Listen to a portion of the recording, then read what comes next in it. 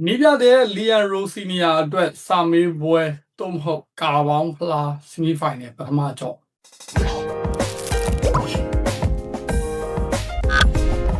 အားလုံးပဲပါဘာမစ်စလူလိုင်းကနေပြန်လဲချိုးဆိုလိုက်ပါရယ်ကျွန်တော်တို့ဒီကနေ့အစီအစဉ်ကိုဒီကခုညီပန်မှုပေးထားတာကတော့ YDN ဂျာစီရှော့ဖြစ်ပါတယ်ကလပ်အသင်းနဲ့နိုင်ငံအသင်းဂျာစီအစုံကိုပစ္စည်းမှန်ဈေးနှုန်းမှန်နဲ့ဝယ်ယူရရှိကြတယ်ဆိုလို့ရှိရင် YDN ဂျာစီရှော့ရှိပါတယ် YDN ဂျာစီရှော့မှာမြန်မာနိုင်ငံအနှံ့အပြား Ryan Expert ရောက်တဲ့မြို့တိုင်းကိုပစ္စည်းရောက်ငွေချေစနစ်နဲ့စိတ်ချရယူကြည်စွာမှာယူလို့ရပါတယ် page ရဲ့ link လေးကိုလည်းကျွန်တော် description မှာထည့်ပေးထားပါတယ်ဆိုတော့ဒီကနေ့ည2နာရီခွဲမနက်ဖြန်မနက်ပေါ့နော်မှာရှင်းပြကစားမဲ့ကာရာဘောင်းဖလားအချိုရီဖလားပထမအကြော့ချယ်ဆီနဲ့အာဆင်နယ်တို့ရဲ့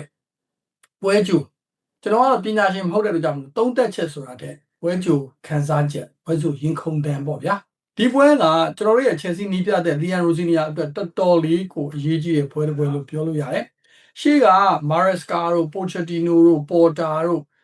့အာတီတာကိုအနိုင်မရထားသေးဘူးကျွန်တော်တို့အမြင့်ဆုံးတည်ရပဲရထားတယ်အနိုင်လုံးဝမရသေးဘူးဆိုတော့လီယန်ရိုစီနီယာက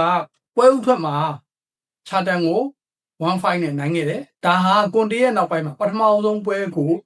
အနိုင်ရတဲ့ဒီပြတဲ့ဖြစ်လာတယ်ဂျားထဲမှာကျွန်တော်တို့တူချေတို့ပေါ်တာတို့လမ်ပတ်တို့ပိုချက်တီနိုမာရက်စကာအကုန်လုံးပွဲဥထွက်မှာတည်ရနဲ့အရှုံးတွေပဲရှိခဲ့တယ်နိုင်ခဲ့ကြအောင်ဒီလိုမှတ်တမ်းကောင်းမျိုးကို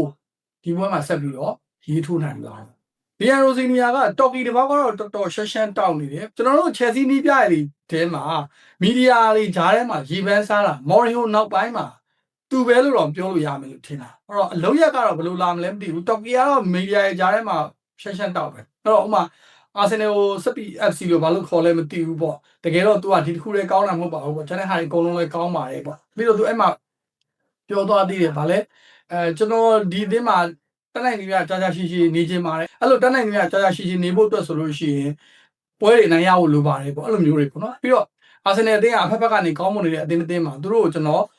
respect ရှိပါတယ်ပေါ့သူတို့လည်းကျွန်တော် respect ရှိပါလိမ့်မယ်ပေါ့ဒါမျိုးဗျာပွဲချုပ်သတင်းစာရှင်းလင်းပွဲမှာလည်းပြောထားတာတွေကတော့ညွန့်နေတာပဲ share ပဲနော်တော်ကီဒီဘောက်ကတော့ share ပဲအပြောကတော့ရွှေမန်းပဲအကတော့ဘယ်လိုလာမလဲကျွန်တော်တို့ဒီညစောင့်ကြည့်ရမှာပေါ့နော်အဲ့တော့ပထမဆုံးဒီပွဲချုပ်မှာသူပြောသွားတာက Reece James နဲ့ကိုပါမာကအရန်ကြီးမသိကြဘူးလို့ပြောသွားတယ်တချို့သတင်းတွေကကိုပါမာပေါင်ကျန်တန်ရန်ကြောင့်မပါနိုင်ဘူးလို့ပြောနေကြတယ်ကျွန်တော်ကိုပါမာကိုပါစီခြင်းတယ်ဗျာဘာလို့လဲဆိုတော့သူကဒီအာဆင်နယ်နဲ့အမြဲတမ်းလိုလွဲနေတခါလဲမဟုတ်နှစ်ခါလဲမဟုတ်အဲ့ဒါကြီးကကျွန်တော်တိတ်တော့သဘောမကျဘူးပေါ့နော်ဘဝင်မကျဘူးပေါ့ဒါပေမဲ့ဒိုင်ယာဆိုတော့လည်းမတက်နိုင်ဘူးပေါ့ဗျာအဲ့ဒီခုမာရက်စကာထွက်သွားတဲ့ကိစ္စမှလည်းအဲ့ဒိုင်ယာကိစ္စတွေပါတယ်လို့သတင်းတွေနောက်ပိုင်းမှာဖတ်ရတယ်ဈေးဘွဲကနေပြီးတော့တကယ်မန်နေဂျာတွေအဖွဲ့နေရာထိလာပြီးတော့ဒီကစားသမားတွေကဘယ်လောက်ပဲ finish ရှိတယ်ပေါ့အဲ့ဒါကကျွန်တော် Moneyball 2.0 မှာအဲ့ဒီအကြောင်းကျွန်တော်ပြောခဲ့ပြီး Chelsea ကဈေးဘွဲကတော်တော်လေးကိုနောက်ပိုင်းမှာ strict ဖြစ်လာတယ်ပေါ့နော်စီကန်တင်းကျပ်လာတယ်သူတို့တင်ချဖို့ data နဲ့စောင့်ကြည့်လာတယ်အဲ့ဒါက Infinite Athlete ကကျွန်တော်တို့ရဲ့ဟိုအရင် sponsor ဖြစ်တဲ့ Infinite Athlete ကအဲ့ဒီပိုင်းတွေကိုAI နဲ့ကို data နဲ့ကိုလုံနေတဲ့ဘိုင်းလေးတွေရှိတယ်လို့ကျွန်တော်ဖတ်တယ်ဒီကြောင့်လည်းကျွန်တော် Moneyball 2.0 မှာရှေးရေးခဲ့ပြီးတော့အဲ့တော့သူတို့ကလည်းဗျာကစားသမားအပြောင်းလဲလုပ်ဖို့အတွက်မှာတစိတ်တစ်ပိုင်းဝင်ပါတယ်လို့စာရီထဲမှာဖတ်ရတယ်ပြောစရာကြီးပဲဒီနေ့ခေတ် manager တွေရဲ့အနေထားတော်တော်မလွယ်ဘူးအရင်တော့ဆိုရင်ကျွန်တော်တို့အတင်းတင်းရဲ့ manager ဘယင်ပဲဒီအသင်းမှာအကုန်လုံးကမော်တော်မကြည့်ရဘူးခုကတော့ manager ရဲ့အစိတ်ပိုင်းကတော်တော်လေးကိုမေးမိလာတယ်ဆိုတော့ topic တွေပြောင်းသွားအောင်မယ်ထားလိုက်ပါတော့ကိုပါမာနဲ့ Reece James က50-50လို့ပြောသွားတယ်ကျွန်တော်စိတ်ထင်ဒီနောက်ဆုံးဖတ်ရတဲ့သတင်းတွေအရဆို Reece James ကတော့ပါလာနိုင်တယ်ကိုပါမာကတော့သိမသိကြဘူးလို့ဖတ်ရတယ်ပေါ့နော်ပြီးတော့ Kainsi လို့မပါဘူးပေါ့နော်အာဆင်နယ်နဲ့ပတ်သက်ရင်သူတော်တော်လေးချီးကျူးသွားတယ်ကမ္ဘာပေါ်မှာအကောင်းဆုံးအသင်းဖြစ်နေပြီအဲ့တော့ဖက်ဖက်ကနေကောင်းတယ်ဘာဆက်ဖီတခုတည်းကောင်းတာမဟုတ်အားလုံးကကောင်းတယ်ပေါ့အဲ့လိုမျိုးသူပြောပါတယ်တော့ထားလိုက်တော့ဒီပွဲနဲ့ပတ်သက်ပြီးတော့ပွဲထွက်အခင်းအကျင်းကိုခံမှန်းရမယ်ဆိုလို့ရှိရင်ကူကူရဲလာပါမယ်ပြီးတော့ချာလိုဘာပါမယ်ဖိုဖာနာပါလိုက်မယ်ဂူဆိုကစားလိုက်မယ်ဝင်းလင်မှာဒါကျွန်တော်အမှန်းတာပေါ့နော်ကိုင်စီလိုမပါရတဲ့ကြောင့်မလို့အန်ဆိုရဲ့ဂျိမ်းစ်ရဲ့အန်ဒရီဆန်တိုရဲ့၃ယောက်ဖြစ်လိမ့်မယ်အန်ဆိုကပါမနေရနံပါတ်10မှာကစားပြီးတော့အနောက်မှာဆန်တိုနဲ့ James တက်ဖြစ်လိမ့်မယ်တောင်မှန်တစ်ဖက်တစ်ချက်မှာတော့ကျွန်တော်ထင်တာကအစီပေါင်းရဲ့ neck 2ရဲ့တိုက်စစ်မှာဒီလက်ပဲဖြစ်မယ်လို့ထင်ပါတယ်ဒါကျွန်တော်မှန်းတဲ့ပွဲထွက်အခင်းချင်းပေါ့နော်မှန်တယ်လည်းမှန်မယ်မှားတယ်လည်းမှားမယ်ဒီလိုပါမောင်းပါလာရင်တော့အပြောင်းလဲတစ်ခုဖြစ်မလားတော့မသိဘူးပေါ့အဲ့တော့ဒီအနေထားနဲ့အာဆင်နယ်ကိုဘယ်လောက်ထိမျှော်လင့်လို့ရမလဲပေါ့အာဆင်နယ်ကရှေ့မှာလည်းလူတိုင်းပြောပြီးသား set piece အရန်ကောင်းတယ်ထို့အတူ Chelsea ကလည်းဒီယာဒီမှာ set piece ကတော်တော်လေးကောင်းလာတယ် Chelsea က set piece ကိုတော်တော်ရတယ်ဒါပေမဲ့ပြဿနာဘာရှိလဲဆိုတော့ Chelsea က set piece ကို attacking မှာသာကောင်းတာ defending မှာဆိုဂွမ်းနေရောပြုတ်ကောင်နေတလွဲကောင်နေပဲနော်ထားပါတော့ကျွန်တော် Fofana ပဲဖြစ်ချာလိုပါပဲဖြစ်တိတ်တစင်ပြေးမနေဘူးပေါ့တူစင်ဆိုတော့ပြောကြဘူးမလို့တော့ကျွန်တော်တို့က set piece ကနေဂိုးရဖို့အတွက်အခွင့်အလမ်းရှိသလိုကျွန်တော်တို့ကိုယ်တိုင်လည်း set piece ကနေဂိုးပေးရမယ်ခွင့်လမ်းလည်းရှိတယ်နောက်တစ်ခုကအာဆင်နယ်ကဒီပွဲပေါ်မှာဘယ်လောက်ထိအာရုံစိုက်မလဲပေါ့နော်အာဆင်နယ်ကဒီကာရာဘောင်းဖလားကိုကံမကောင်းတာလားတုံ့မဟုတ်အာယုံဆိုင်မှုနဲတာလားတော့မသိဘူးဒီဘက်နှစ်တည်းထဲမှာအာဆင်နယ်ရဲ့ကာရာဘောင်းဖလားရလက်တီဟာကောင်းလာတယ်တော့မဟုတ်ဘူးချယ်ဆီကတော့ပိုချက်တီနိုလက်ထက်မှာဖိုင်နယ်ထိတက်ခဲ့ပြီးတော့ကလော့ရဲ့ကလေးတတိုက်နဲ့နှိမ့်ဆက်ခြင်းကိုခံလိုက်ရတယ်ဆိုတော့ချယ်ဆီကတော့ကာရာဘောင်းဖလားမှာဒီဘက်နှစ်မှာရှိတဲ့ရလက်လေးကမဆိုးဘူးအာဆင်နယ်ကတော့ဒီကာရာဘောင်းဖလားမှာသူကရလက်အစင်ကတိတ်မကောင်းဒါကတော့အာယုံတိတ်မဆိုင်တာလည်းဖြစ်ကောင်းတော့ဖြစ်နိုင်တယ်ပေါ့လေဆိုတော့ဒီပွဲပေါ်မှာသူဘယ်လောက်ထိအာယုံဆိုင်မလဲပေါ့တကယ်လို့ဒီပွဲကိုသူတို့ကအဝေးကွင်းလည်းဖြစ်တယ်ထိန်းကစားမယ်ငါတို့အင်္ဂွင်းရောက်မှရှယ်ကြိတ်မယ်ပေါ့နော်ပြီးတော့ဟိုဘက်မှာလည်းလူချန်ရအောင်မယ်ဆိုတဲ့ပုံစံမျိုးကစားမလားပေါ့ဒါမှမဟုတ်အာဒီတာဒါဟာဘလောက်ပဲကာရာဘောဖလားဖြစ်ပါစေလန်ဒန်ဒါဘီလည်းဖြစ်တယ်ဂုံတိတ်ခါရငါတို့ကတော့ရအောင်ကြိတ်မယ်ကွာဆိုပြီးတော့တက်ဆုံရွက်ကုန်ဖွင့်တာမလားအဲ့ဒီပုံမှာလည်းနည်းနည်းတော့မူတည်တယ်ကျွန်တော်အနေနဲ့ဒီပွဲဟာအန်ဇိုမာရာစကာဆိုရင်ရိုးသားတာစိတ်မပူဒါကျွန်တော်ဟိုရှိမှလည်းပြောခဲ့တယ်အန်ဇိုမာရာစကာပွဲတိုင်းကိုသာနိုင်နေမှနိုင်လိမ့်မယ်တကယ်အရေးကြီးတဲ့ပွဲတွေမှာအထူးသဖြင့်တကယ်အတင်းကြီးတွေနဲ့တကယ်အရေးကြီးတဲ့ပွဲတွေမှာတပွဲတို့နီးကြလို့ပဲပြောသူကောင်းကောင်းလုပ်တတ်တယ်ဒါကြောင့်မလို့ကျွန်တော်ဘာစီလိုနာကိုလည်းနိုင်တယ်နော် PSG ကိုလည်းနိုင်တယ်အာဆင်နယ်ကိုလည်းတရားဝင်တဲ့တည်ခံခံနဲ့ကျွန်တော်တို့ရှုံးခဲ့တာဆိုလို့ဘိုင်ယန်မြူးနဲ့တင်မရှိဘိုင်ယန်မြူးနဲ့တောင်မှအဲ့ဒါသူဆဆန်းနေတယ်ချိန်မှာနည်းနည်းလေးလူနေသေးတဲ့အတွက်ကြောင့်မလို့ရှုံးခဲ့တာတကယ်တော့ဘိုင်ယန်မြူးနဲ့ပွဲမှာလည်းရှုံးလာချိန်မညံ့သူတောက်လျှောက်တည်ပြီးတော့ကစားနိုင်တယ်အဲ့တော့ဒါကကျွန်တော်အန်ဇိုမာရက်စကာဆိုရင်ပေါ့နော်အခုလီယာရိုဇီနီယာဆိုတော့ဘာဖြစ်မလဲဆိုတော့ကျွန်တော်မသိသေးဘူးသူ့ပါကောအန်ဇိုမာရက်စကာလို့ဖွက်ထားတဲ့ technique တွေပေါ့နော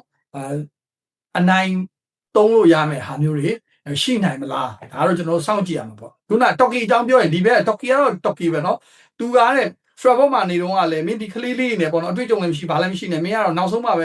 ဲပွဲသိမ်းမှာပဲလို့ပြောရဲတဲ့တကယ်တမ်းကျတော့ယာဒီကုံသွားတဲ့အချိန်မှာချန်ပီယံလိဝင်ခွင့်နဲ့၃ဖက်အကွာမှာကျွန်တော်ယာဒီသိမ်းသွားတယ်ဘာညာဒါမျိုးတွေပြောတယ်အဲ့တော့အပြင်ကဆူညံတန်တွေတိတ်ပြီးတော့ဘီးမဆိုင်ပါနဲ့ကိုယ့်အလုပ်ကိုလုပ်ဆက်ရှိရပဲအကောင်းဆုံးလုပ်ပါဘာညာဒါမျိုးတွေပြောတယ်သူကလည်းနီးပြလားကျောင်းဆရာလား motivation speaker လားတော့မတဲကွဲရိုဇီနီယာတော်ကီဘောကတော့လုံးဝမိုက်နေပြီရိုဇီနီယာမှာတော့အာဆင်နယ်ကိုအနိုင်ကစားနိုင်တဲ့သူ့မှာမြုပ်ကွက်တွေရှိလားပေါ့နော်အကယ်၍များအဲ့လိုအနိုင်ကစားသွားနိုင်ခဲ့မယ်ဆိုရင်တော့ဆရာကြီးဖြစ်သွားမှာပေါ့ဗျာ။ရောက်ချင်းချာတန်ကိုလည်းနိုင်တယ်အာဆင်နယ်ကိုလည်းနိုင်တယ်ဆိုတော့ဆရာကြီးဖြစ်သွားမှာပေါ့။အကယ်၍တေးလောက်ကြတယ်ဆိုလည်းလက်ခံပေးလို့ရကျွန်တော်ကတော့ပွင့်လင်းပြောရှုံးသွားလဲလက်ခံပေးလို့ရသေးတယ်။ဘာဖြစ်လို့လဲဆိုတော့ဗျာအာဒီတာနဲ့အာဆင်နယ်ဆိုတာကဖလားမရသေးတာကလွဲရင်အချိန်ကြီးအကြာကြီးပေးပြီးတော့တိဆောက်ထားတဲ့အသင်းတစ်သင်းပုံစံကျနေပြီဘောင်ဝင်နေပြီအတွေ့အကြုံတွေအများကြီးဖြစ်နေပြီပြီးတော့နားလည်မှုပေါ့ကစားသမားနဲ့နီးပြရဲ့နားလည်မှုကလည်းအများကြီးပဲခံမြင်နေပြီလီယာရိုဇီနီယာနဲ့ချယ်ဆီဆိုတာကမနေ့တနေ့မှာတွေ့ကြတာဗျာအဲ့တော့ဒီနီးပြရဲ့နီးစနစ်ပိုင်းကိုဒီနီးပြလိုချင်တဲ့အပိုင်းကိုကစားသမားတွေဘယ်လောက်ထိသဘောပေါက်နေပြီလဲဘယ်လောက်ထိနားလည်ပြီလဲဘယ်လောက်ထိဘောင်ဝင်ပြီလဲဆိုတာကကျွန်တော်လည်းမသိနိုင်သေးဘူးအဲ့ဒါကြောင့်မလို့ကျွန်တော်ကတော့ဒီပွဲကိုပွင့်လင်းပြောရင်အောက်ကပဲကြည့်တယ်ရှုံးသွားလဲโอเ